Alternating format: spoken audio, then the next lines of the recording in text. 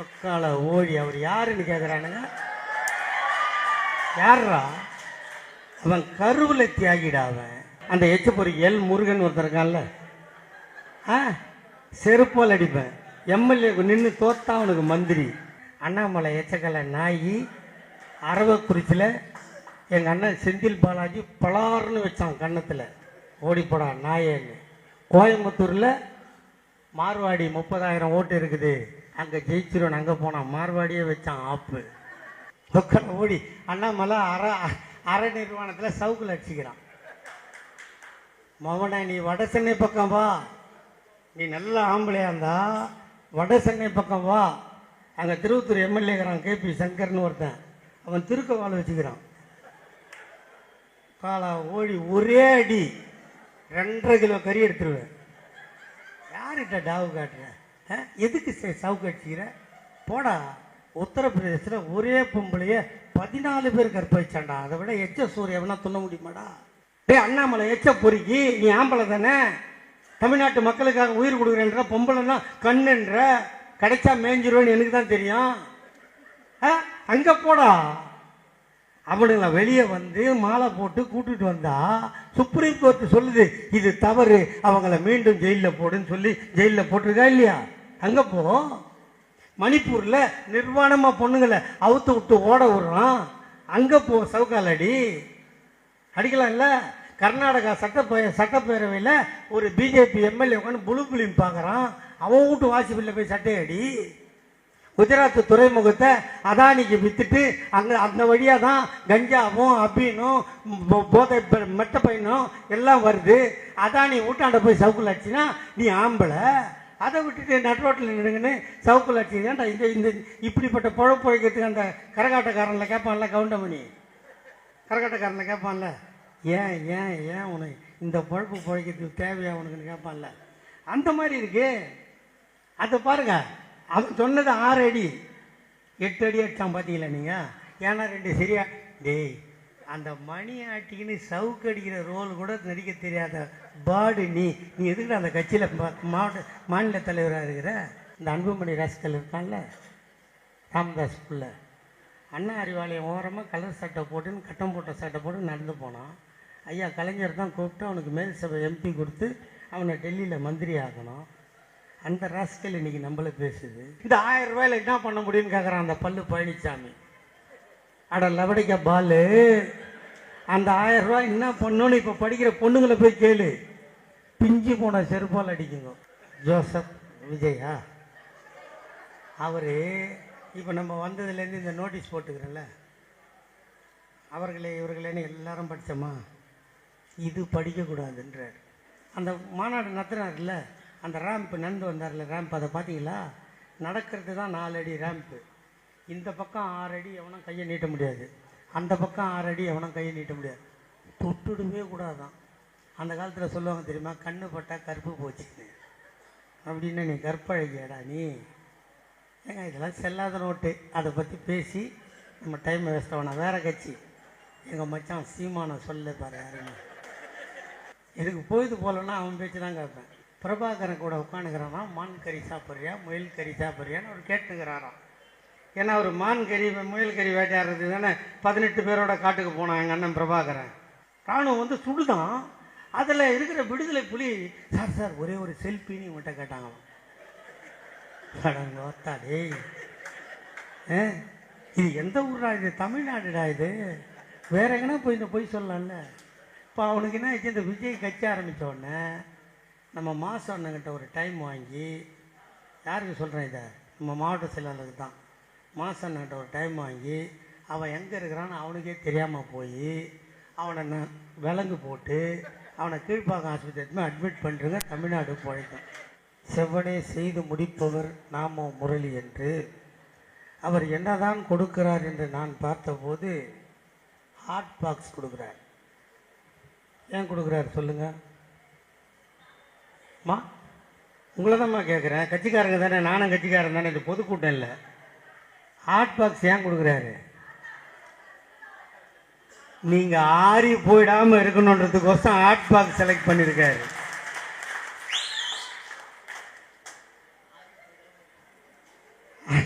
அதில் வச்சு ஆறி போவாதில்ல, அதுக்கு தான் ஹாட் பாக்ஸ். ஏன் 2026 வரைக்கும் நீங்கள் சூடு குறையாமல் இருக்கணுன்றதுக்கு முரளி ஹாட் பாக்ஸை செலக்ட் பண்ணியிருக்கார். வேறு எதுனா கொடுக்கலாம்ல. அதனால் பகுதி செயலாளரை சொல்கிறவர் மட்டும் இல்லை, அவர் மிகுந்த சிறந்த அறிவாளின்றதுக்கு எடுத்துக்காட்டு அவர் செலக்ட் பண்ண ஹாட் பாக்ஸ். இங்கே பகுதி செயலாளர் ஏழுமலை அண்ணன் பேசும்போது சொன்னாங்க, அவர் எப்போ வந்தார் கட்சிக்கு, என்ன பண்ணார், ஏது பண்ணார், அவருக்கு இதுக்குள்ளே என் துணை முதலமைச்சர்னு சொன்னாங்க. இங்கே நிறைய தாய்மார்கள் இருக்கிறீங்க, கல்யாணம் நடக்கும். எனக்கும் கல்யாணம் நடந்தது 1986 இல்லையா? உங்கள் வீட்டு பசங்களையும் கல்யாணம் பண்ணுவீங்க. கல்யாணம் முடிஞ்சு ஒரு 3 வாரத்தில் மாப்பிள்ளை ஜெயிலுக்கு போயிட்டா, ஒரு புள்ள உருவாகுதுமா வயிற்றுல, உருவான உடனே அந்த பொண்ணுக்கு தாலி கட்டின மாப்பிள்ளை ஜெயிலுக்கு போயிட்டா அந்த கருவை என்னன்னு சொல்லுவாங்க? நீங்களே சொல்லுங்க. என்னம்மா சொல்லுவாங்க?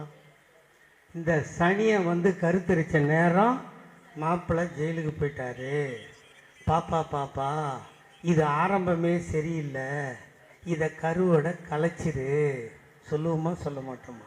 அப்போ அந்த கருவுக்கு எவ்வளோ வலிச்சிருக்கும், அதை வயிற்றில் துமந்த தாய்க்கு எவ்வளோ வலிச்சிருக்கும், அந்த கருவை உருவாக்கின தந்தைக்கு எவ்வளோ வலிச்சிருக்கும். இதையெல்லாம் சந்தித்து பிறந்தவன் தான் எங்கள் அண்ணன் உதயநிதி ஸ்டாலின். ஒக்கால ஓடி அவர் யாருன்னு கேட்குறானுங்க. யாரா அவன்? கருவில் தியாகிடா அவன். கரு உருவானவன அப்பனை ஜெயிலுக்கு அனுப்புறான். அந்த தாய்க்கு 5ஆம் மாதம் அரும்பழம் வைக்கவில்லை, அவளுக்கு 7ஆம் மாதம் ஜடை தைக்கவில்லை, அவளுக்கு சீமந்தம் நடக்கவில்லை. அவளை ஆஸ்பத்திரிக்கு அழைத்து கொண்டு போகின்ற போது, கண்ணே காதலியே, கணவன் நான் இருக்கிறேன், உன்னை கரை சேர்ப்பேன், உனக்கு ஏதாவது நடந்தால், அறுவை சிகிச்சை நடந்தால், எது நடந்தாலும் நான் இருக்கிறேன் பக்கத்தில் என்று சொல்வதற்கு காதல் கணவன் இல்லை. அவளே போனாள், அவளே பெற்றாள், பெற்ற குழந்தையை வீட்டுக்கு கொண்டு வந்தாள், பாலூட்டினாள், சீராட்டினாள், அதற்கு ஆடை போட்டாள், ஆடை போட்ட குழந்தை எடுத்து கொண்டு போய் மத்திய சிறைச்சாலையில் நின்று, காதலனே கணவனே, என்னை கருவாக்கியவனே, நீ உருவாக்கிய கருவை நான் கலைத்து விடவில்லை, அதை உருவாக்கி குழந்தையாக்கி இதோ கொண்டு வந்திருக்கிறேன் என்று காட்டினால் எங்கள் அன்னை துர்கா. பார்த்தார் எங்கள் அண்ணன் தளபதி, காட்டிய குழந்தை எங்கள் அண்ணன் உதயநிதி. இப்படி ஒரு சிறப்பு எந்த கட்சியில எந்த பாடுக்கு இருக்குது? நான் கேட்பனா கேட்க மாட்டேனா? சொல்லுங்கம்மா, நீங்க கேட்பனா கேட்க மாட்டேனா? எவ்வளவு கஷ்டத்தை அனுபவிச்சிருக்கான் அந்த குழந்தை.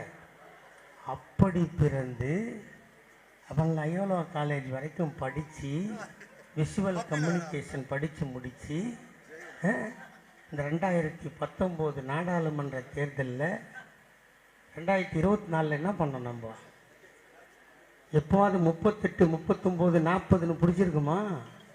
2004 பிடிச்சோம். அதுக்கப்புறம் 2019 வேற எதையும் எடுத்துட்டு போலடா பாவிங்க. இந்த மாதிரி ஹாட் பாக்ஸ், இந்த மாதிரி காலண்டரு, உங்களுக்கு கொடுத்துக்கிற பை, எதையும் எடுத்துன்னு போல எங்க அண்ணன் உதயநிதி. ஒரே ஒரு செங்கல்ல எடுத்தா தமிழ்நாட்டில் 39 MP அடிச்சான். அதுக்கு கொடுத்த பரிசு இளைஞரணி. கொடுத்தோமா இல்லையா? ஜெயிச்சு காட்டிட்டு நாங்க பரிசு கொடுத்தோம் இல்லையா? தோத்து போனது, உதவாத சாமா, உருப்படாத சாமா, காயிலாங்கடைக்கு போக வேண்டியதெல்லாம் கவர்னர் ஆக்குறானுங்க, மந்திரி ஆக்குறானுங்க. அந்த எச்சப்பொறி எல் முருகன் ஒருத்தர் இருக்கான்ல, செருப்பால் அடிப்பேன். எம்எல்ஏ நின்று தோத்தா அவனுக்கு மந்திரி. டெல்லியில் விற்கல ஒரு சாமான் கிரண்பேடி, டெல்லியில் விற்காத அதை பாண்டிச்சேரியில் கொண்டாந்து கவர்னராக போட்டாங்களா?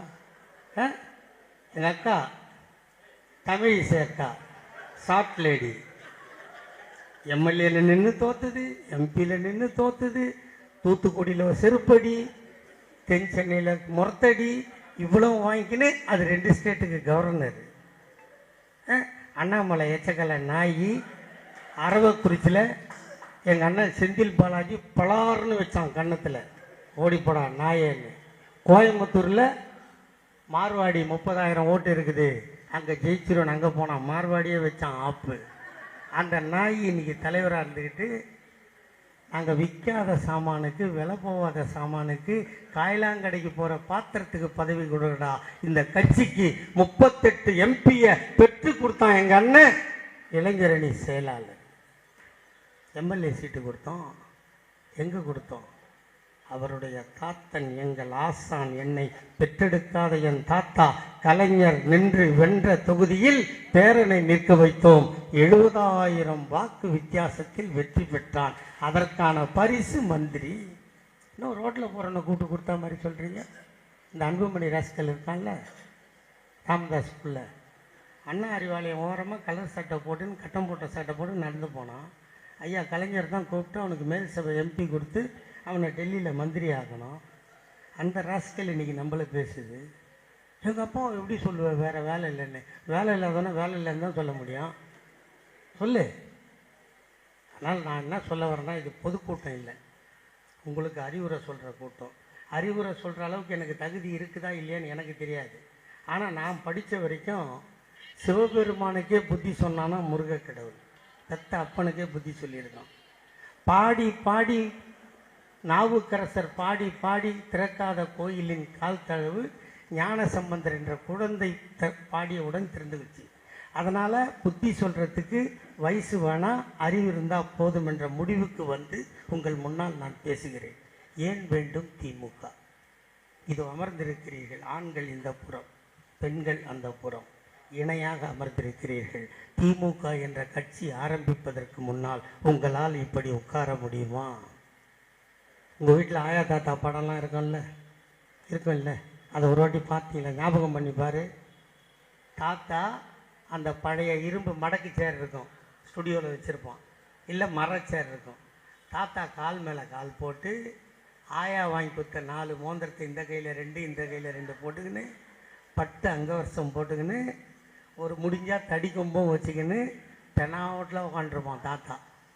ஆயா அந்த சேரோட மூலையில் கம்பியை பிடிச்சிட்டு நிற்கணும், இதுதானே? அப்போ அடிப்படையில் உன்னை அவமானப்படுத்தியவனுக்கு முன்னால் இருக்கைகள் இணையாக போட்டு அமர வைக்க திமுக வேண்டுமா வேண்டாமா? ஒரு காலத்தில் நீ ஜாக்கெட்டு போடக்கூடாது, ஜாக்கெட்டு போட்டால் வரி கட்டணும். அந்த ஜாக்கெட்டு போடாததுக்கே மேல் சீலை போராட்டம் என்று நடத்தி அந்த போராட்டத்தின் 200வது ஆண்டு விழாவை கொண்டாடி உங்களை கௌரவப்படுத்தியதற்கு திமுக வேண்டுமா வேண்டாமா? அடுத்து உங்களை என்ன சொல்கிறான்? இப்போ பிஜேபி இருக்கான்ல, அவன் என்ன சொல்கிறான்? நீ புள்ள பக்கிற மிஷின்ன்றான். உனக்கு கல்யாணம் பண்ண அன்றைக்கி நைட்டே ஹார்ட் அட்டாக்கில் புருஷன் செத்துட்டான்னா நீ ஆயுசு முழுக்க சும்மா இரு. இல்லையா உன்னை பிடிச்சி புருஷன் எரிகிறான்ல, அதில் தூக்கி உன்னை போட்டுடணும். அதை தடுத்து நிறுத்துவதற்கு திமுக வேண்டுமா வேண்டாமா? வேண்டும். இல்லையா? உன்னை படிக்கக்கூடாதுன்னா அப்போ நான் என்ன பண்ணணும்? கூப்பிட்டா புருஷங்கிட்ட போகணும், சொன்னால் பெற்று போடணும். நம்ம ஆயாலாம் 10, 12, 15 அதை வேறு ரொம்ப பெருமையாக வேறு சொல்லலாம். ஆயாலாம் நான் 18 பெற்ற, 10 தக்குச்சு, 8 போயிடுச்சு சொல்லி கேட்டிருக்கோமா இல்லையா? அப்போ யார் நம்ம புள்ள பார்க்குற மிஷின்னு. அதை தான் எங்கள் தாத்தா கலைஞர் என்ன சொன்னார்? 8வது படிச்சுன்னா உன் கல்யாணத்துக்கு 5000 ரூபா தரேன்னு. ஏன் நீ 8வது வரைக்குமாவது தாண்டணும்.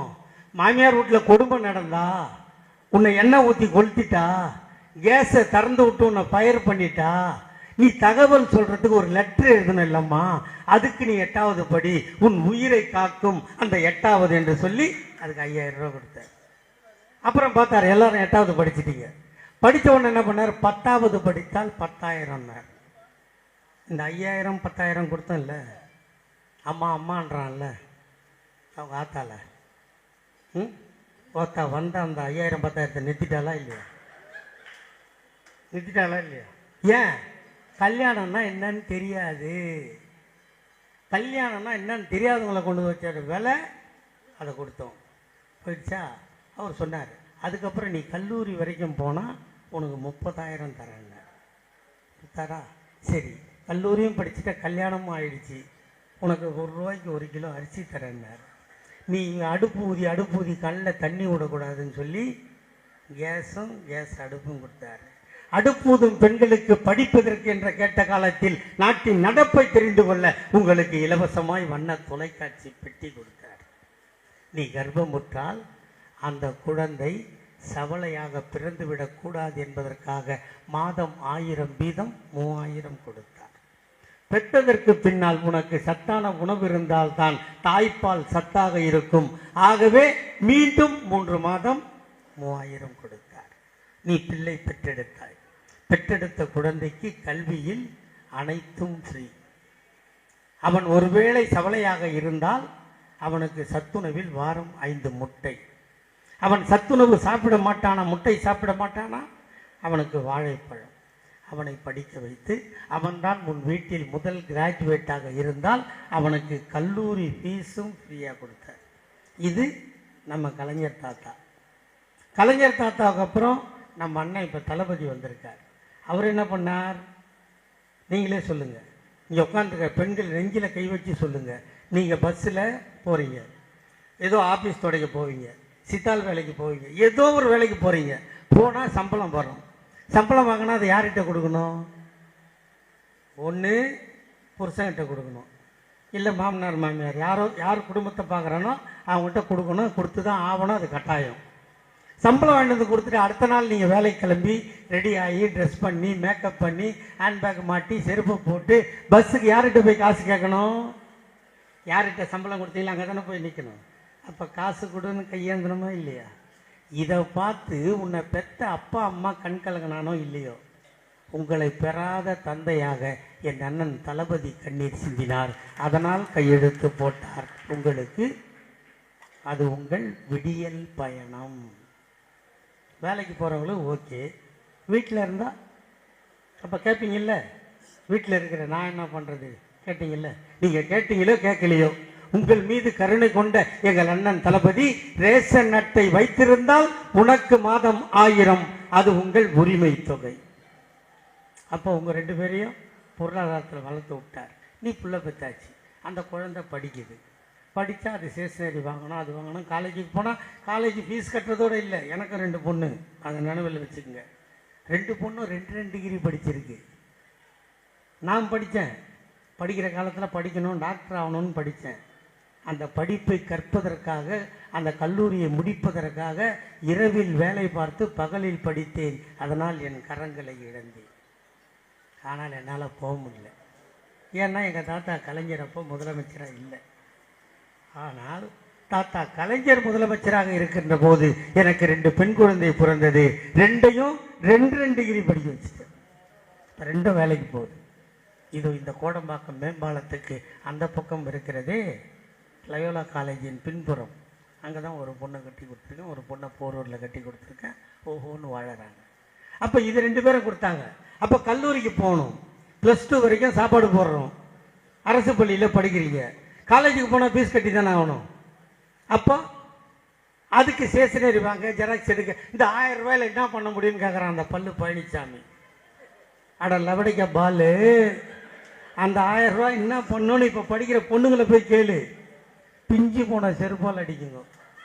ஏன்னா நல்ல செருப்பு வச்சா பிஞ்சிடும் இல்லை. அறிவு வேணாங்க. இதை பண்ணி கொடுத்துருக்கோம். இன்னைக்கு முதலமைச்சர் வந்துங்க சும்மா இல்லை. ஐயா கலைஞர் கூட்டம் பேசுனா ஒரு 1.25 ஹவர் பேசுவாரா? பேசுவார்ல. பேராசிரியர் பேசுனா 1 ஹவர் பேசுவாரா? தளபதி இப்போ எவ்வளோ நேரம் பேசுகிறார்? கரெக்டாக சொல்லுங்கள் பார்க்கலாம். அதிகபட்சம் 35 நிமிஷத்துக்கு மேலே. அதிகபட்சம். உச்சபட்சமாக இருந்தால் 35 மினிட்ஸ். ஏன்னா அந்த மிச்சம் இருக்கிற 45 மினிட்ஸை இந்த நாட்டுக்காகவும் நாட்டு மக்களுக்காகவும் செலவிட எண்ணுகின்ற ஒரே முதலமைச்சர். எவனுக்குடா தோணுச்சு? இந்த கோடம்பாக்கம் ரோடு ஆக்சிடென்ட் ஆகுது. இங்கே கவர்மெண்ட் ஆஸ்பத்திரி எங்கே இருக்கு? எங்கே இருக்கு? அம்மா பவர் ஹவுஸ். அங்கே போகிறதுக்குள்ளே செத்து போயிட்டா யார் காப்பாற்றுறது? எவனாவது கேட்டானா? நாங்கள் தேர்தல் அறிக்கையில் சொன்னோமா?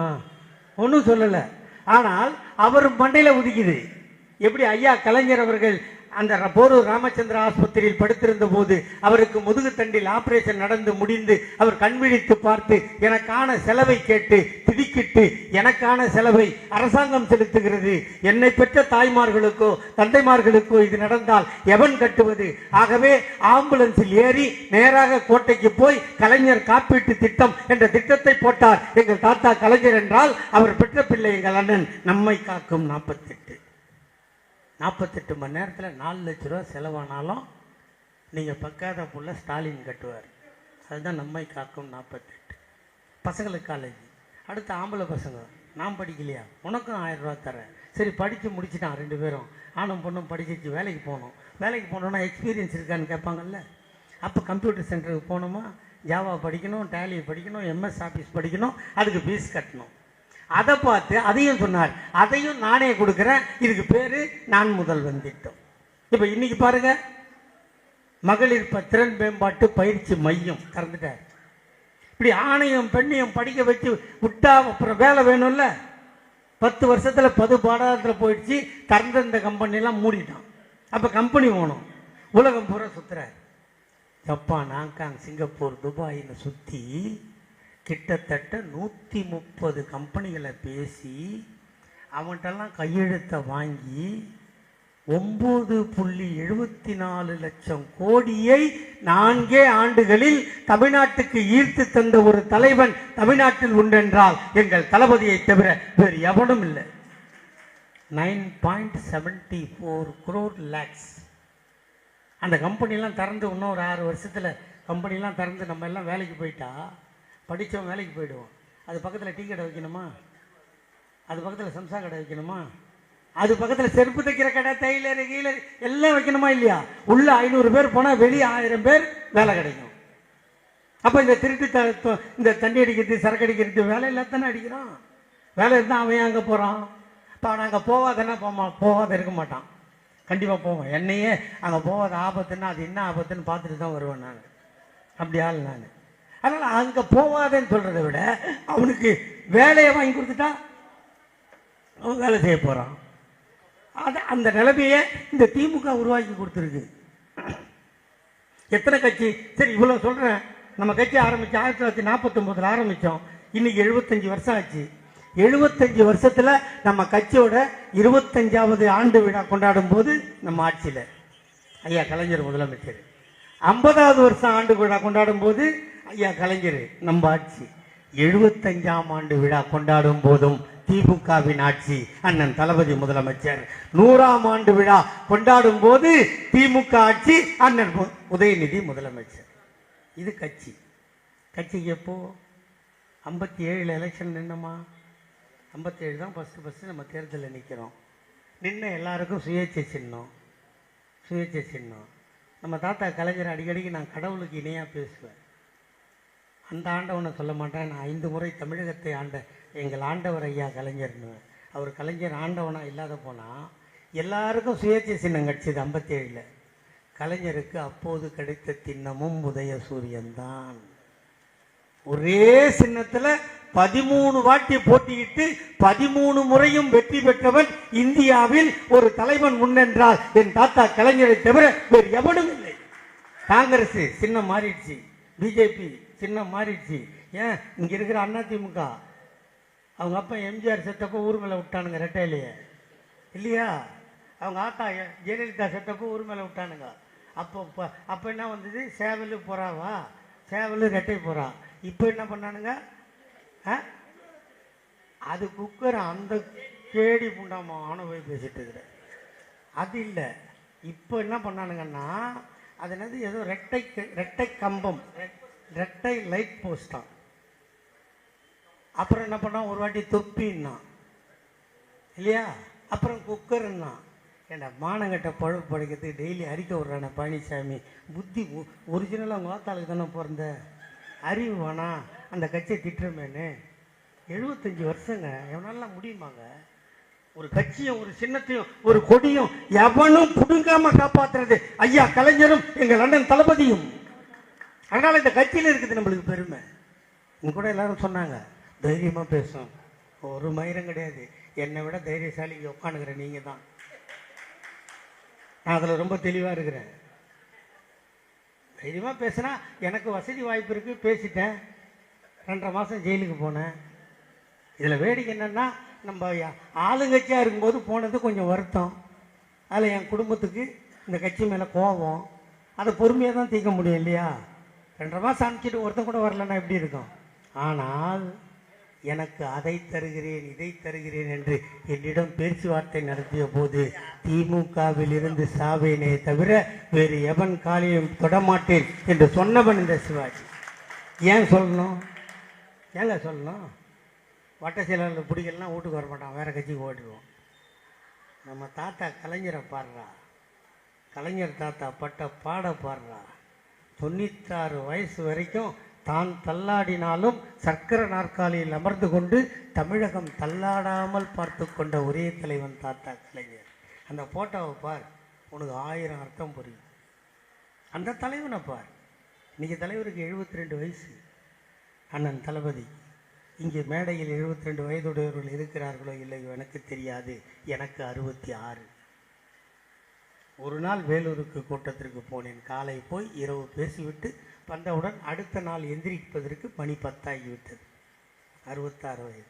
72 வயதுடைய என் தலைவன் தளபதி அவர்களுக்கு காலையில் கன்னியாகுமரி, மதியம் மதுரை, மாலையில் விழுப்புரம், இரவில் சென்னையில் ஆய்வு நடத்துகின்ற ஒரு முதல்வர் இந்தியாவில் உண்டென்றால் தலைவர் தளபதியை தவிர வேறு எவனும் இருக்க முடியும். தூங்குறாரா? தூங்கலையா? வெள்ளம் வந்தா அவர் படுற பாடு, அந்த கருணை, அந்த உள்ளம். நான் கூட அது மாதிரி தான் நடந்து இந்த உள்ளே போயிட்டு வெளியே வந்தேன்ல. தலைவரை போய் பார்க்கவே இல்லை. சின்னவர் தான் நான் கூப்பிட்டாரு. போனேன், பார்த்தேன், துண்டை போட்டேன், பொட்டி தூக்கிட்டு ஊருக்கு போயிட்டேன். தலைவரை பார்க்கல, பார்க்க மாட்டேன்ட்டேன். ஏன் பார்க்க மாட்டேன்? அவர் மேலே கோவம். பார்க்க மாட்டேன். உள்ளே வெளியே வந்தேன்ல. 8 மாதம் ஆச்சு என்னை கட்சியில் சேர்க்க. 2.5 மாதம் வெளியே ஜெயிலில் இருந்தது கூட எனக்கு கஷ்டம் தெரியல. வெளியே வந்து 8 மாதம் என்னை பேசாமல் நிற்க வச்சாங்க பாருங்க. மென்டல் மாதிரி ஆகிட்டேன். பக்கத்து தெருவில் ஃபங்க்ஷன் நடக்குமா, என்னை கூட மாட்டான். என் வீட்டு வழியாக தாண்டி போகணும், ஒரு கட்சிக்காரனை வெளியே சேர் போட்டு உட்காந்துன்னா பக்கத்து தெரு வழியாக போயிடுவான், என்னை கிராஸ் பண்ண மாட்டான். நான் ஒருத்தனை கூப்பிட்டே கேட்டேன், ஏன்டா நான் அறிவாலயத்தில் அரைக்கிற வேண்டிய நிலம் பட்டா போட்டுருந்தேனாடா, இல்லை உன் சொத்தை நான் பண்ணிட்டேன்னா, உன் வீட்டில் பொண்ணுக்கு என்ன கட்டின்னு போயிட்டேன்னா, கட்சிக்கு தாண்டா பேசுகிறேன், ஏன்டா அப்படி பண்ணுறேன்னா உறுதியாக இருந்தேன். அந்த 8 மாதம் கஷ்டமாக இருந்துச்சு. அப்போ நான் அறிவாலயத்துக்கு போவேன். போனால் லெட்ரு கொடுன்னுவாங்க, மன்னிப்பு லெட்ரு. கொடுக்க மாட்டேன்னு. நான் என்ன தப்பு செஞ்சேன்? என் தலைவனை திட்டினாங்க, நான் திருப்பி திட்டினேன். அதில் தப்புன்னு சொல்கிறீங்களா? ஜெயிலுக்கு போயிட்டேன். 2.5 மாதம் இருந்தேன். நீங்கள் யாரும் எடுக்கலை, நானே தான் வந்திருக்கேன். தப்பு சரியாக போச்சு, நான் கொடுக்க மாட்டேன். அப்போ டெய்லி அறிவாலயத்துக்கு வர, அது ஏன் வர? அந்த எங்கள் அப்பா வாங்கி கொடுத்த ஒரு 6 செங்கல் இந்த அறிவாலயத்தை அடியில் இருக்குது, அதை எடுத்து கொடுங்க. ஆமாம்மா, கொடுத்தா ஊந்துடாத, கொடுக்க முடியாது தெரிஞ்சு தானே நான் அடியில் இருக்கிற கல்ல கேட்குறேன். இல்லைன்னா மேலேருந்து தட்டி ஒரு 4 எடுத்து கையில் கொடுத்து போடான்ட்டுருவாங்களே. அவ்வளோ முட்டாள நான். கலைஞர் தாத்தா பேரன், படிப்பு கம்மி, நெருப்பு மாதிரி பேசுவேன். அதனோட விளைவு எது வந்தாலும் விட மாட்டேன். இப்படி இந்த கட்சி நம்ம நடத்துகிறோம். நம்மளை எதுக்குறான்ல, நம்மளை ஏற்று கட்சி நடத்துகிறான்ல. இன்னைக்கு எடப்பாடி ஏற்றுக்க. இன்னைக்கு சுச்சுவேஷன் சின்ன அவனுக்கு தான் யாருன்னா உறுதியாக சொல்ல முடியுமா? கோர்ட்டில் இருக்குது பிரச்சனை. கட்சியாக வந்தா தெரியாது, சின்ன வந்தா தெரியாது, அந்த நிலைமையில் இருக்கிறான் அவன். பிஜேபி ஓடி அண்ணாமலை அரை நிர்வாணத்தில் சவுக்கில் அடிச்சுக்கிறான். மவனை நீ வட சென்னை பக்கம் வா, நீ நல்ல ஆம்பளையா இருந்தா வட சென்னை பக்கம் வா. அங்கே திருவத்தூர் எம்எல்ஏங்கிறான் கேபி சங்கர்னு ஒருத்தன், அவன் திருக்க வாழ வச்சுக்கிறான். காலா ஓடி ஒரே அடி 2.5 கிலோ கறி எடுத்துருவேன். யார்கிட்ட டாவு காட்டுறேன்? எதுக்கு சவுக்கு அடிச்சுக்கிற? போடா. உத்தரப்பிரதேசத்தில் ஒரே பொம்பளைய 14 பேர் கற்பழிச்சாண்டா. அதை விட எச்ச சூரிய எவனா துண்ண முடியுமாடா? நம்ம வீட்டில் சாப்பிட்றோமா, நம்ம வச்சுக்கிற தட்டு நல்ல தட்டு தானே, சோப்பு போட்டு கழுவி தானே வேற ஆளுக்கு சொல்கிறோம். ஆனால் ஏன் போட மாட்டோம்? சொந்தக்காரன் வந்து அந்த தட்டில் போடுறோமா? ஏன் போட மாட்டான்? அதுக்கு பேர் எச்ச தட்டு இல்லை. ஒருத்தன் சாப்பிட்ட தட்டில் இன்னொருத்தன் சாப்பிட்டா அதுக்கு பேர் எச்ச தட்டு. ஒரே பொம்பளைய 14 பேர் கடிச்சு போச்சிருக்கான். அது என்ன சொல்றாது? பண்ணிட்டான். சுப்ரீம் கோர்ட்டு ஜெயிலுக்கு அனுப்பிச்சிருச்சு. அங்கே போய் ஆட்சிக்கு வந்த உடனே அவனுங்க 14 பேரை ரிலீஸ் பண்ணுறான் கருணை அடிப்படையில். அவனுக்கு போய் பிஜேபிக்காரன் மாலை போட்டு கூப்பிடுறான். டே அண்ணாமலை எச்ச பொறுக்கி, நீ ஆம்பளை தானே, தமிழ்நாட்டு மக்களுக்காக உயிர் கொடுக்குறேன்ற, பொம்பளைன்னா கண்ணுன்ற, கிடைச்சா மேஞ்சிருவேன்னு எனக்கு தான் தெரியும். அங்கே போடா. அவனுங்களை வெளியே வந்து மாலை போட்டு கூட்டிட்டு வந்தா சுப்ரீம் கோர்ட் சொல்லுது இது தவறு, அவங்கள மீண்டும் ஜெயிலில் போடுன்னு சொல்லி ஜெயிலில் போட்டிருக்கா இல்லையா? அங்க போ. மணிப்பூர்ல நிர்வாணமா பொண்ணுங்களை அவுத்து விட்டு ஓட விடுறான், அங்க போ சவுக்கால் அடி அடிக்கலாம் இல்ல? கர்நாடகா சட்டப்பேரவையில் ஒரு பிஜேபி எம்எல்ஏ உட்காந்து புளு புளியும் பார்க்குறான், அவன் வீட்டு வாசிப்பில் போய் சட்டை அடி. குஜராத் துறைமுகத்தை அதானிக்கு வித்துட்டு அந்த வழியாக தான் கஞ்சாவும் அபீனும் போதை மெட்ட பையனும் எல்லாம் வருது. அதானி வீட்டாண்ட போய் சவுக்குள் அடிச்சுன்னா நீ ஆம்பளை, அதை விட்டுட்டு நட்ரோட்டில் நின்றுங்கன்னு சவுக்குள் அடிச்சுதான் இந்த இப்படிப்பட்ட பொழப்பு வைக்கிறதுக்கு அந்த கரகாட்டக்காரனில் கேட்பான்ல, கவுண்டமணி கரகாட்டக்காரனில் கேட்பான்ல, ஏன் ஏன் ஏன் உனக்கு இந்த பொழப்பு பிழைக்கிறதுக்கு தேவையா உனக்குன்னு கேட்பான்ல, அந்த மாதிரி இருக்கு. அதை பாருங்க, அவன் சொன்னது 6 அடி 8 அடி அடிச்சான் பார்த்தீங்களா நீங்கள்? ஏன்னா 2 சரியா டேய், அந்த மணி ஆட்டின்னு சவுக்கு அடிக்கிற ரோல் கூட நடிக்க தெரியாத பாடு நீ எதுக்கு அந்த கட்சியில் மாநில தலைவராக இருக்கிற? அவன் கதை எப்படி ஆச்சா? ஏடிஎம்கே இப்படி, பிஜேபி இப்படி, அப்புறம் யாருக்கிறான்? நீங்களே சொல்லுங்க, யாருக்கிறான்? ஆமா ஜோசப் விஜயா அவரு இப்போ நம்ம வந்ததுலேருந்து இந்த நோட்டீஸ் போட்டுக்கிறேன்ல, அவர்களே இவர்களேன்னு எல்லாரும் படித்தோமா, இது படிக்கக்கூடாதுன்றார். அறிவுள்ள வேணா சொல்லுவானா? ஏன்னா ஒரு காலத்தில் இந்த மேடை போட முடியும் நம்மளால், இதில் நம்மளை ஏற விட மாட்டான். மேடை போடுறதுக்கு மட்டும்தான் நம்ம ரைட்ஸு, மேடையில் ஏற முடியாது. கோயில் கட்டுறது தான் நம்ம வேலை, கட்டி முடித்தா நம்ம உள்ளே போக முடியாது. அந்த நிலைமையை மாற்ற இப்போ இவ்வளோ பேர் உட்காண்ட்ருக்கல. இல்லை யாருன்னா என்ன ஜாதின்னு தெரியுமா, நான் என்ன ஜாதின்னு உனக்கு தெரியுமா, நீ என்ன ஜாதி தெரியுமா, எதுவுமே தெரியாமல் அவன் உழைத்த உழைப்புக்கு அங்கீகாரம் கொடுப்பதற்காக அவர்களே இவர்களே என்று சொல்லி அவர்களுக்கு கைத்தறி ஆடை அணிவிப்பது வழக்கம். இது காந்தி காலத்திலிருந்து நடைபெறுகின்ற வழக்கம். காந்தி காலத்தில் சிட்டம்னு ஒரு நூல் ஒன்று போடுவாங்க, கைத்தறி நூலில் சின்ன மாலை போடுவாங்க. நம்ம ஏன் துண்டு போட்டோன்னு சொன்னோம்னா, எங்கள் அப்பா எங்கள் தாத்தன் காலத்தில் தோளில் துண்டு போடக்கூடாது. பார்த்துருக்கீங்களா? தெரியுமா? நான் அனுபவிச்சிருக்கேன். எங்கள் தாத்தா கையை பிடிச்சிட்டு எங்கள் தாத்தா பிறந்த ஊருக்கு போவேன். ரோட்லேருந்து அது என்னது அப்போ அசோகா பாக்கு வெத்தலைன்னா அவ்வளோ ஃபேமஸ், இவ்வளோண்டு பாக்கு இருக்கும். அதை போட்டுன்னு செவன் வாயை வச்சுன்னு எங்கள் தாத்தன் துண்டை போட்டுன்னு செருப்பை போட்டு நடப்பான். அந்த தெரு வந்தவொடனே பார்த்தா துண்டை டக்கில் வச்சுப்பான், செருப்பத்து கையில் வச்சுப்பான். ஓ இன்னும் என் வேலை இதுன்னு நான் சும்மா வாடா அண்ணன்ட போய் போட்டுக்கலாம். கண்ணா இருக்க பார்த்த நான் இருக்கேன் சாட்சியா. இந்த அவமானத்தை உடைத்தெறிந்த கட்சி திராவிட முன்னேற்ற கழகமா இல்லையா? அதுக்கு தான் பார்த்தீங்கன்னா நம்ம என்ன பண்ணுவோம்னா, 8 முழம் வேஷ்டி இடுப்பில், 4 முழம் வேஷ்டியை தோலில் போட சொன்னார் அறிஞர் அண்ணா இல்லையா? தரையில் நம்மால் தோலில் துண்டு போட்டான்னா தரையில் என்ன வேண்டாம் லபடை கப்பால் நீ துண்டு போடக்கூடாதுன்னு போட்டம் படுறான் 4 முழம் வேஷ்டின்னு போட வச்ச கட்சி திமுக. இது நேற்று பெஞ்ச மழையில் நீங்கள் முளைச்சிட்டு சொல்லுது. அது என்ன அவர்களே இவர்களே சொல்லக்கூடாதான்? அப்புறம் என்ன இன்னொன்று சொன்னார, அங்கங்கே போய் நின்று ஃபோட்டோ எடுக்கக்கூடாதான், அது சீன் காட்டுறதான். சரி, பொன்முத்துராமலிங்க தேவர் ஐயா இருந்தார்ல, அவரோட பிறந்த நாள் வந்தில்ல, நீ ஃபோட்டோ எடுக்காத, என்ன மயிர் எடுத்து பத்திரிக்கை கொடுத்த, நாங்களாவது போய் நின்று எடுத்துக்கிறோம். அடி முட்டாளே, நீ வீட்டுக்குள்ளேயே எடுத்துன்னு அனுப்பிச்சிக்கிறேன். சரி, அவன் வீட்டுக்கு போனவங்க யாருன்னா உங்கள் ஃப்ரெண்டு இருக்காங்களா? அந்த அது என்ன ஊர், பனையூரா அவன் வீடு இருக்குது. அங்கே போனவங்க ஃப்ரெண்டு யாருன்னா இருந்தால் மொத்தத்தில் கூப்பிட்டு கேட்டிங்கன்னா வெக்கப்படுவான், சொல்ல மாட்டான். போனவனை மட்டும் தனியாக கூப்பிட்டு போனால் என்னென்ன பண்ணாங்கன்னு மட்டும் கேள. போனேன்னு வச்சுக்க, இப்போ நீட்டு தேர்வுக்கு போனால் பொம்பளை பசங்களை என்னம்மா பண்ணுறாங்க? கொடுத்துடணும்ல. அதே மாதிரி தான் விஜய் வீட்டுக்கு போனாலும் எல்லாத்தையும் அவுத்து கொடுத்துடணும். நான் துணியை சொல்ல, வாட்சி ஸ்மார்ட் வாட்சி கட்டின்னு போகக்கூடாது. இந்த கல் வச்ச பேனா வைப்பேன் தெரியுமா, அது போட்டுன்னு போகக்கூடாது. செல்ஃபோன் சத்தியமாக உள்ளே எடுத்துன்னு போகக்கூடாது. அப்படின்னா நீ பெரிய மயிறு இந்த ஊரில். பேரறிஞர் அண்ணாவும் ஐயா கலைஞரும் எங்கள் அண்ணன் தளபதியும் இதோ இப்போ கூட நியூ இயருக்கு போனார் தாத்தா கலைஞர் சமாதிக்கு. பசங்கள்லாம் கையை பிடிக்குது, கட்டி பிடிக்குது, முத்தம் கொடுக்குது, செல்ஃபி எடுக்குது. அவரப்பட்ட தியாகியோட புள்ள எங்கள் அண்ணன், அவரை வெளியே விடுறதுக்கு நாங்கள் கண் கலங்கி நிற்கிறோம். இந்த வயசில் அவர் சித்திரவதை பண்ணுற மாதிரி நாங்கள் நினைக்கிறோம். நீ பாட்டுக்கு உள்ளே இருந்துக்கின்னு செல்ஃபோனை வைக்கணும், ஸ்மார்ட் வாட்ச் வைக்கணும். அவ்வளோ பெரிய மாயிரா நீ. அந்த மாநாடு நடத்துனார்ல, அந்த ரேம்ப் நந்து வந்தார்ல ரேம்ப், அதை பார்த்தீங்களா? நடக்கிறது தான் 4 அடி ரேம்ப்பு. இந்த பக்கம் 6 அடி எவனும் கையை நீட்ட முடியாது, அந்த பக்கம் 6 அடி எவனும் கையை நீட்ட முடியாது. தொட்டுடவே கூடாதான். அந்த காலத்தில் சொல்லுவாங்க தெரியுமா, கண்ணு பட்டா கருப்பு போச்சுன்னு. அப்படின்னு நீ கற்பழகியாடா நீ.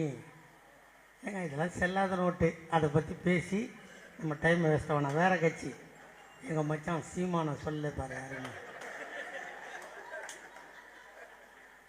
எனக்கு பொழுது போகலன்னா அவன் பேச்சு தான் கேட்பேன். ஆமாம், வீட்டுக்கு பின்னாடி தக்காளி செடி 4 வச்சுன்னா நீ சாஸ் கம்பெனி ஓனர் ஆகிடலாங்குவான். சொன்னாங்க, நீங்கள் அவன் யூடியூப் வைத்து பாருங்களேன் நீங்கள். ஆமாம், நீ பச்சை மிளகா செடி வச்சுன்னா சில்லி சாஸ் கம்பெனி ஓனர். இதை விட கூத்து என்னன்னா, அவன் உட்காந்துருந்தானா இந்த கராத்தே போட்டி நடக்கும்போது, யாரோ உள்ளே கூப்பிட்டு விட்டாங்களாம் அவனை. அவன் ஓடி ஓடி ஓடி ஓடி ஓனா எல்லாம் பார்த்து சிரிச்சானான். என்ன இவன் பயந்து ஓடுறான்னு. ஆனால் அவன் பயந்து ஓடலையான்.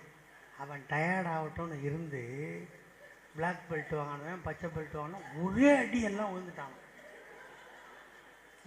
இதுவாது பாதி கற்பனை. இங்கேருந்து இலங்கைக்கு போயிட்டானா. பிரபாகரன் கூட உட்காந்துக்கிறானா, மான் கறி சாப்பிட்றியா முயல் கறி சாப்பிட்றியான்னு அவர் கேட்டுக்கிறாராம். ஏன்னா அவர் மான் கறி முயல் கறி வேட்டையாடுறது தானே 18 பேரோட காட்டுக்கு போனான் எங்கள் அண்ணன் பிரபாகரன்.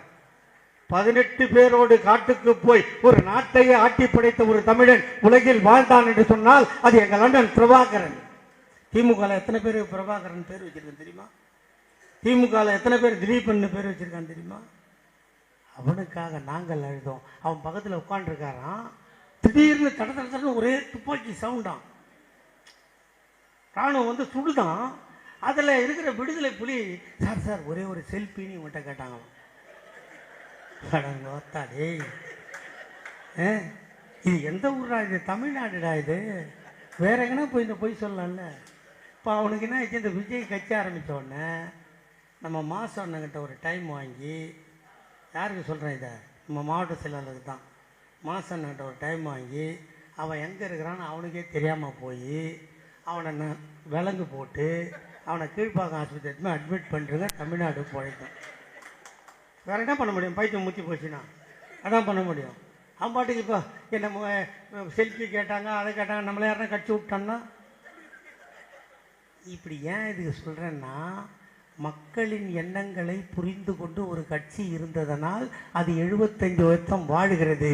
அந்த கட்சியை வீழ்த்த நினைத்தவனெல்லாம் வீழ்த்து போனானே தவிர இந்த கட்சி வீழவில்லை. அதுதான் முக்கியம். இந்த கட்சி எந்த சூழ்நிலையும் வீழவில்லை. கட்சி இருக்குது. ஆனால் வீழ்த்த நினைச்சவன்லாம், எல்லாத்துக்கும் அடிக்கடிக்கு நான் சொல்லுவேன், இந்த கட்சி அழிஞ்சு போனோன்னு நினைக்கிறவனுக்கெல்லாம் அவன் அழிஞ்சு போனான்னா அதோட விட்டுற கட்சி இல்லை இது. அவன் அழிஞ்சு போயிட்டான்ல, விட்டுன்னு விடாது. அவனுக்கு சமாதி கட்டி நினைவாலயம் வைக்கிறது நம்ம வேலை. அவன் நம்ம ஓய்ஞ்சு போனோம்னு நினைப்பான். இல்லை, சமாதி கட்டி பேர் வைக்கலன்னாலும் பரவாயில்ல. பாதி பேர் பார்த்தீங்கன்னா நம்மளை வீழ்த்தணுன்னே கட்சி ஆரம்பிச்சுட்டு நம்மளோட கூட்டணி சேர்ந்து MP MLA ஆகிடுவோம். உண்டா இல்லையா? இது திமுகவுக்கு சாபக்கேடு. உன்னையோ என்னையோ எட்டி வச்சாலும், செருப்பால் அடித்தாலும், தொடப்பத்தால் அடித்தாலும் இந்த கட்சியை விட்டு போகிறதுக்கு நம்ம தயார் இல்லை. இந்த கட்சி நம் ரத்தத்தில் கலந்தது. இந்த கட்சி தமிழ்நாட்டை காப்பாற்றியது. இந்த கட்சி இந்தியாவிற்கே வழிகாட்டியது. ஐயா தந்தை பெரியார் 96 வயதில் மூத்திர சட்டியோடு அவர் வீட்டுக்கா போனார்? அவர் குடும்பத்திற்காக பாடுபட்டார்? நமக்காக பாடுபட்டார், பெண்ணெழுச்சிக்காக. இன்னும் ஒன்றை சொல்கிறேன், உங்களுக்கு சொத்தில் சமபங்கு வேண்டும் என்று சுப்ரீம் கோர்ட்டு சொன்னானா? இந்திய சர்க்கார் சொல்லியதா? இல்லை. பெரியார் கனவு கண்டார், மாநாட்டில் தீர்மானம் போட்டார், அண்ணல் அம்பேத்கர் அதற்காக போராடினார், பாராளுமன்றத்தில் தனிநபர் தீர்மானம் கொண்டு வந்தார், தோற்று போயிற்று. ஆனால் தீர்மானம் கொண்டு வந்த அம்பேத்கர் இறந்து போனார், மாநாட்டில் தீர்மானம் போட்ட பெரியார் இறந்து போனார். அவர்கள் வழியில் வந்த எங்கள் ஐயா கலைஞர் 1989 சுப்ரீம் கோர்ட்டுக்கே அறிவு சொல்ற மாதிரி பெண்களுக்கு சொத்தில் சமபங்கு என்ற சட்டத்தை போட்டார். ஆக இந்த கட்சி இருந்தால் மட்டும்தான் மடியில் வச்சுக்கிறல குழந்தை, அது நல்லா வாழணும்னா கட்சி வாழணும். கட்சி வாழணும்னா தான் திமுக ஆட்சியில் இருந்தால் மட்டும்தான் இது நடக்கும். இன்னொருத்தன் வந்தால் நான் ஏதாவது நிறுத்திடுவான். இது பரம்பரை பரம்பரைன்னு சொல்கிறானுங்கல்ல நம்மளை, அவர் வந்தால் இவரா, அந்த பிளட் அந்த உடம்புல ஓடுறதுனால தானே அப்பா இதை செஞ்சால் புல்லாக போட்டி போட்டு செய்கிறான். தற்கூரிகளை உங்கள் அம்மா கதையை சொன்னேன் இல்லைடா, நாங்கள் 5000 10,000 கொடுத்தா கட் பண்ணிங்களா இல்லையா? சரி, உங்கள் அம்மா பேரில் ஓட்டில் கட்டினீங்களே, நாங்கள் தூக்கி போட்ட மாட்டோம், இப்போ போட்ட மாட்டோம்பா. ஆனால் அவங்களாம் தான் போட்டிருப்பாங்க. நம்ம புதிய தலைமைச் செயலகத்தை ஒரு நாட்டை ஆளுகின்ற சர்க்கார் ஒரு வாடகை கட்டடத்தில் இயங்குகிறதே என்று வேதனைப்பட்ட ஐயா கலைஞர் பார்த்து பார்த்து பார்த்து பார்த்து அந்த தள்ளாத வயதில் போய் அதை பார்த்து பார்த்து வடிவமைத்து தலைமை செயலகம் கட்டினால் பைத்தியக்காரி, அதை ஆஸ்பத்திரி ஆக்கினாலே நாங்கள் 4 ஆண்டு ஆகிறது. எங்கள் அண்ணன் தளபதி நினைத்திருந்தால் அதை தலைமைச் செயலகமாக ஆக்கி இருப்போமா, முடியாதா? ஏன் செய்யல? சி, நாய் தொட்டதை நம்ம தொடக்கூடாது. நம்ம முடிஞ்சால் இன்னொன்று கட்டுவோன்னு அங்கே பாருங்கள், கிண்டியில் பல்நோக்கு ஹாஸ்பிட்டல் கட்டிட்டோமா? இதெல்லாம் எப்போ? இந்த 4 வருஷத்தில். ஆனால் எய்ம்ஸ் ஆஸ்பத்திரி கட்டணும் 2005 அன்புமணி அடிக்கல் நாட்டேன்றான், 19 தாடி வச்ச கேடி நரேந்திர மோடி அடிக்கல் நாட்டினேன்னா, நாட்டின கல் ஒரு கல், அந்த கல் எங்கள் அண்ணன் தலைவர் உதயநிதி எடுத்துன்னு வந்துட்டார். அதுக்கு ஒரு கேஸ். ஐயா கலைஞர் இருக்கும்போது ஒரு சாமியார் சொன்னால், கலைஞர் கருணாநிதியின் தலையை சீவி வந்தால் 1 கோடி தருவேன்னா ஒரு சாமியார். அவர் நான் என் தலையை சீவியே பல வருஷம் ஆச்சு, ஒன்றா வந்து சீவிட்டு போடாங்க. எதுக்கு சொல்கிறேன்னா, தாத்தாவுக்கு வச்ச விலை 1 கோடி, பேரனுக்கு வச்ச விலை 10 கோடி. அப்போ இவரை பற்றி தெரியுது. அன்னைக்கே அண்ணன் தளபதியை யார் தெரிந்து கொண்டார்கள் என்றால், தமிழ்நாட்டு அரசியலில், இந்திய அரசியலில் அன்னை இந்திரா காந்திக்கு மட்டும்தான் தெரிந்தது அண்ணன் தளபதி எப்பேற்பட்ட தலைவர் என்று, வேறு எவனுக்கும் தெரியவில்லை. அதனால்தான் அன்று கலைஞரை விட்டுவிட்டு அண்ணன் தளபதியை கைது செய்தார்கள். ஓராண்டு மிசா கைதியாக இருந்தார்கள். இன்று தளபதியை கருக்கி கொட்டுகிறார்களே. ஒருவேளை சிட்டிபாபும் பாலகிருஷ்ணனும் செத்து போகாமல் இருந்திருந்தால் எங்கள் அண்ணன் தளபதி இன்று உயிரோடு இல்லை. அவர்கள் உயிர் கொடுத்து இவர் உயிரை காப்பாற்றினார்கள். கொரோனா வந்ததே எங்கள் அண்ணன் அன்பழகன் எல்லோரும் சொன்னான், வீட்டிலிரு, விழித்திரு, தனித்திரு. உலகமே சொல்லியது. America, France, Hong Kong, Japan, Singapore எல்லாம் சொன்னான், தனியாயிரு, எவனையும் தொடாத. நம்ம நரேந்திர மோடி கூட ஒரு 2 அடிக்கு தாடி வளர்த்து வச்சிருந்தாரா இல்லையா? பார்பர் ட்ரிம் பண்ணால் கொரோனா வந்துடும் அவருக்கு பயம். ஆனால் உலகத்தில் ஒரே ஒருவன் மட்டும் சொன்னான், ஒன்றிணைவோம் வா என்று சொன்ன ஒரே தலைவன் எங்கள் அண்ணன் தளபதி. வாவென்று சொல்லி ஒரு எண்ணெய் கொடுத்து அதில் நீங்கள் அழைத்தால் உங்கள் தேவைகள் பூர்த்தியாகும். அப்படி அண்ணன் சொன்னதால், எண்ணெய் கொடுத்ததால், அந்த எண்ணில் பொதுமக்கள் அழைத்ததால், அவருக்கு கொண்டு போய் உதவிகளை கொடுத்ததால் எங்கள் அண்ணன் அன்பழகன் உயிரை பறிகொடுத்தோமா இல்லையா? இதிலிருந்து திமுக என்ன தெரிகிறது? என்னை கொடுத்து உன்னை காப்பாற்றும் கட்சி இந்தியாவில் ஒன்று இருக்கிறது என்றால் அது திராவிட முன்னேற்ற கழகம்.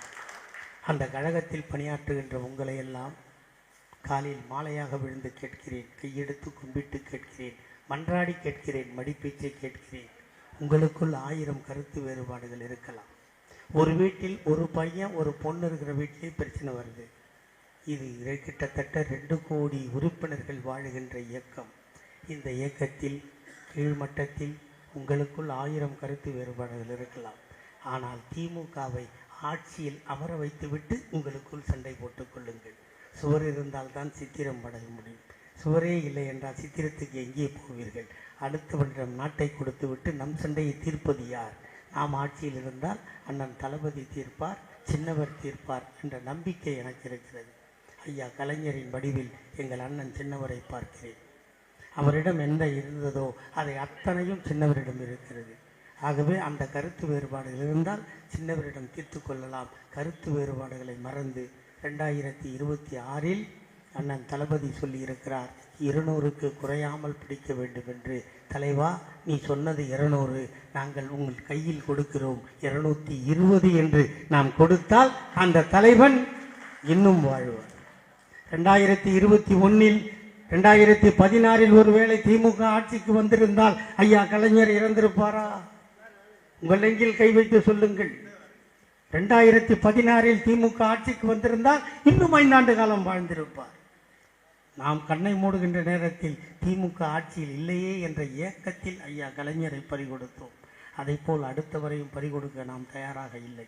எவ்வளவு பேரைத்தான் இந்த நாட்டுக்காக மட்டும் நாம் கொடுத்து கொண்டே இருப்பது. அதை தடுப்பதற்கு தலைவனுக்கு நாம் கொடுக்கின்ற பரிசு 2026 220 தொகுதியை பெற்றுத் தருவோம் என்ற சபதத்தை உறுதியோடு ஏற்றுக்கொண்டு, அந்த சபதம் ஆறி போகாமல் இருக்க என் தம்பி முரளி கொடுக்கின்ற ஹாட் பாக்ஸில் உங்கள் இதயத்தை போட்டு 2026 வரை மூடி வைத்து இந்த நாட்டுக்கும் நாட்டு மக்களுக்கும் திமுகவை கொண்டாட்ட வைக்க வேண்டியது நமது கடமை. இப்படிப்பட்ட நிகழ்ச்சியை ஏற்பாடு செய்து கழகத் தோழர்கள் மத்தியில் என்னை பேச வைத்த மாவட்ட கழக செயலாளருக்கும், சட்டப்பேரவை உறுப்பினருக்கும், பகுதி கழக செயலாளருக்கும், வட்டக்கிளை செயலாளருக்கும் என் நெஞ்சார்ந்த நன்றியை தெரிவித்து விடைபெறுகிறேன். வெல்க தமிழ். வணக்கம்.